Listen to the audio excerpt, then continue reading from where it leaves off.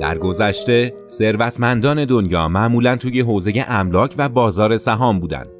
اما طی چند سال گذشته آدم‌هایی لیست ثروتمندترین افراد جهان رو تسخیر کردند که سرعت رشد ثروت اونها مثل سرعت گسترش تکنولوژی سرسام‌آور بوده.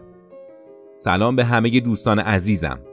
امروز قراره یه سفر هیجان انگیز داشته باشیم به دنیای پولدارترین آدمای سیاره توی حوزه تکنولوژی.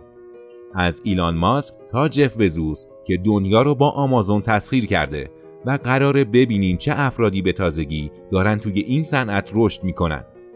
یه گزارش تازه از فوربس و هورون داریم که حسابی قراره ما رو شگفت زده کنه.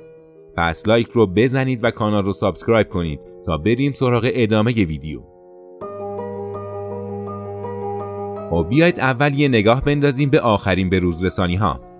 طبق گزارش هورون گلوبال که توی ژانویه 2025 منتشر شده، تکنولوژی همچنان داره پادشاهی میکنه. حدود 20% از ثروتمندترین آدمای دنیا توی این حوزه کار میکنن.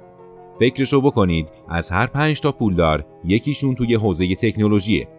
فوربس میگه توی سال 2025 تعداد کل میلیاردرهای دنیا به عدد 3028 نفر رسیده که ثروتشون جمعاً بیش از 16 تریلیون دلاره. حالا حدس بزنین چی شده؟ بیشتر از نصف این ثروت توی دست کساییه که توی تکنولوژی کار میکنن. حالا بیاین بریم سراغ 3 تا از غول‌های این حوزه که توی صدر جدولن.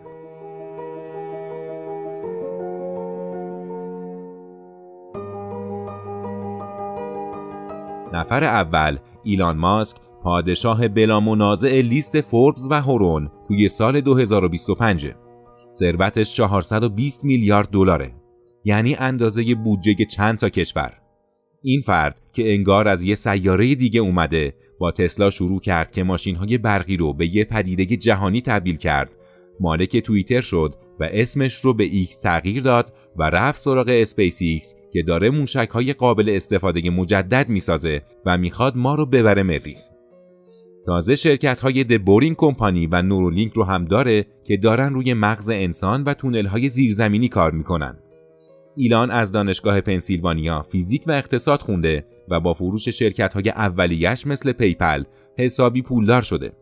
نکته جالب اینجاست که ثروتش فقط توی یه سال 82% رشد کرده، چون سهام تسلا و اسپیس ایکس دارن به شدت بالا میرن.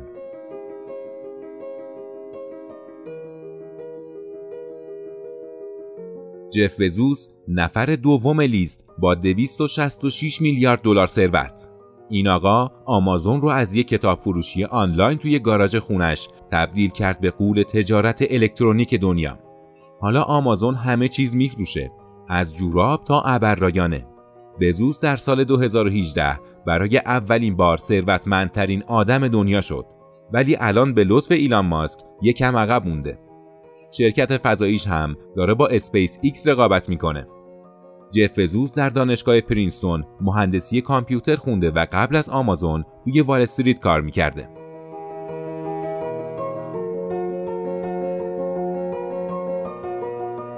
و میرسیم به نفر سوم لیستمون، مارک زاکربرگ، جوون 40 ساله‌ای که فیسبوک رو توی خوابگاه هاروارد ساخت.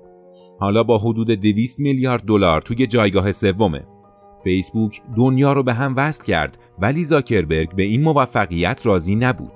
اینستاگرام و واتساپ رو خرید و حالا داره با متا روی دنیای متاورس و واقعیت مجازی کار میکنه. ثروتش توی چند سال اخیر به خاطر رشد سهام متا بسیار رشد کرده.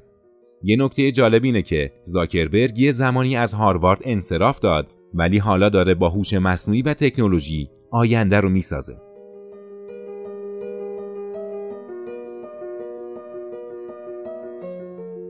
حالا بیاید یه نگاهی بندازیم به چند نفری که دارن توی لیست ثروتمندان تکنولوژی صعود میکنن و قراره توی آینده بیشتر ازشون بشنویم.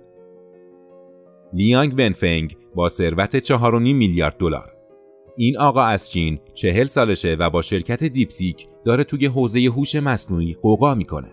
دیپسیک توی هانگجو مستقره و داره روی توسعه مدل‌های هوش مصنوعی کار میکنه که بتونه با غول‌هایی مثل اوپن ای آی رقابت کنه. لیانگ تازه وارد لیست میلیاردرهاست، ولی با سرعت رشد هوش مصنوعی احتمالاً تا چند سال دیگه خیلی بالاتر میبینیمش. سم آلتمن با ثروت 1.8 میلیارد دلار. سم آلتمن مغز متفکر پشت اوپن ای آی و چت جی پی تی با 1.8 میلیارد دلار تازه وارد دنیای میلیاردرها شده. اوپن ای آی که اول یه سازمان غیر انتفاعی بود، حالا به یک غول تجاری تبدیل شده و آلتمن با بازسازی سهام این شرکت خیلی پول به جیب زده. این فرد داره آینده هوش مصنوعی رو شکل میده و با سرعت نور داره بالا میره. اگر هوش مصنوعی با همین سرعت رشد کنه، آلتمن قراره توی سالهای بعدی حسابی سر و صدا کنه. جالب اینجاست که آلتمن پیشنهاد 97 میلیارد دلاری ایلان ماسک برای خرید اوپن ای آی رو رد کرده.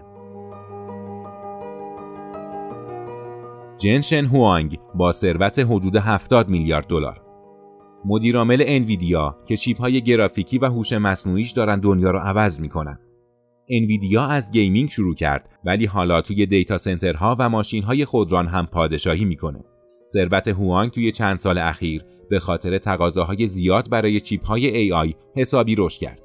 این فرد از سال 1993 انویدیا رو راه انداخت و حالا یکی از ستاره‌های درخشان دنیای تکنولوژیه.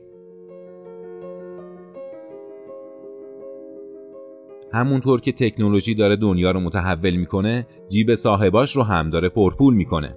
ایلان ماسک، جف بزوس و مارک زاکربرگ پولهای این حوزه‌اند، ولی ستاره‌های جدید مثل لیان ونفنگ و سم آلتمن دارن با سرعت جای نفرات بالاتر رو میگیرن. به نظر شما کی قراره توی سالهای بعدی صدر جدول رو از ایلان ماسک بگیره؟ توی کامنت ها برامون بنویسید. اگه این ویدیو رو دوست داشتین لایک کنید، سابسکرایب کنید و زنگوله رو بزنید که ویدیوهای بعدی رو از دست ندید. تنها چیزی که ما داریم حمایت شماست. تا یه ماجراجویی دیگه مراقب خودتون باشین.